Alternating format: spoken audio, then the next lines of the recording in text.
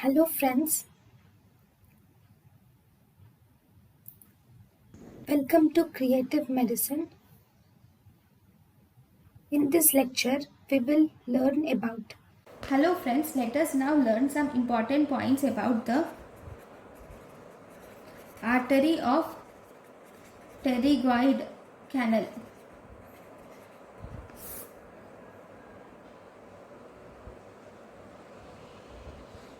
What is artery of pterygoid canal? This is a branch of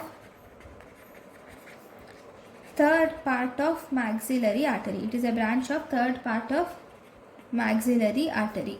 Okay, thank you for watching. Thank you and thank you for watching.